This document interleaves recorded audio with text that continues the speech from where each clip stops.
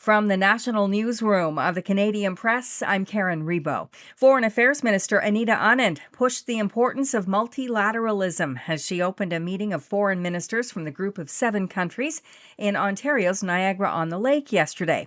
Today, the G7 foreign ministers and some invited counterparts from 8 other countries will be tackling challenges ranging from Russia's war on Ukraine and the tenuous ceasefire in the Middle East. Meeting global challenges requires global partnerships. The group will hear today from Ukraine's foreign minister as Russia escalates the war by targeting the Ukrainian power grid. The longest government shutdown in U.S. history could conclude as soon as today, day 43. The fallout of the shutdown landed on millions of Americans, including federal workers who went without paychecks and airline passengers who had their trips delayed or canceled. Now, lawmakers in the House are set to vote this afternoon on the deal to reopen the government. Here's ABC's Jay O'Brien with a twist. Johnson has now got to call them all back to D.C. urgently to get back here and vote by today. And that has already proven to be a challenge. Why?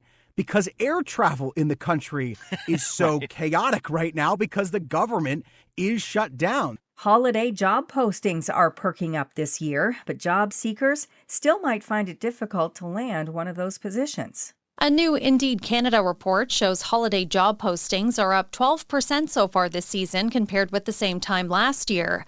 The last 2 holidays were overshadowed by high interest rates and inflation, which tempered businesses' hiring appetite as households reined in spending.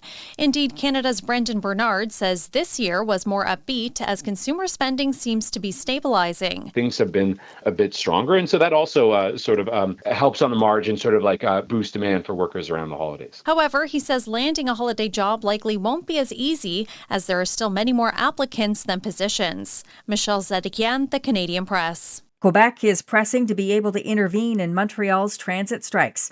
Labour Minister Jean Boulet plans to table a bill today in Quebec's National Assembly that would give the government broad power to end walkouts. Thousands of transit maintenance workers and transit drivers have walked off the job, limiting the public service across the city. 1,000 Hydro-Quebec workers are still working to restore electricity as residents in central and southern Quebec deal with an early blast of wintry weather. At the peak of the outage yesterday morning, 375,000 homes and businesses lost power. As parts of Ontario, Quebec, and the U.S. Northeast are dealing with earlier than normal snowfall this week, the southeastern U.S. has plunged into record low temperatures. About 18 million people are under a freeze warning across Alabama, Florida, and Georgia. This is the Canadian Press. In the NHL, the Winnipeg Jets scored 3 unanswered goals to erase a 2-1 deficit, and they beat the Vancouver Canucks 5-3. Elsewhere Tuesday night, the other 4 Canadian teams in action lost. The Boston Bruins scored 3 times in the first period and hung on for a 5-3 victory over the Toronto Maple Leafs. The Bruins won their 7th in a row. The St. Louis Blues beat the Calgary Flames 3-2. The LA Kings scored a 5-1 victory over Montreal. And Roope Hintz scored at 3:03 of overtime, and the Dallas Stars beat the Ottawa Senators 3-2. In the NBA, the visiting Toronto Raptors beat the Brooklyn Nets 119-109.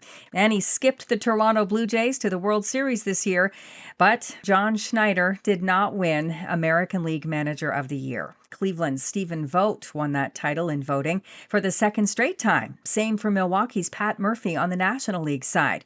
Voting was conducted before the postseason. From the Canadian Press, I'm Karen Rebo. Thanks for listening. Don't forget to follow and subscribe. For more of today's top stories, visit thecanadianpressnews.ca.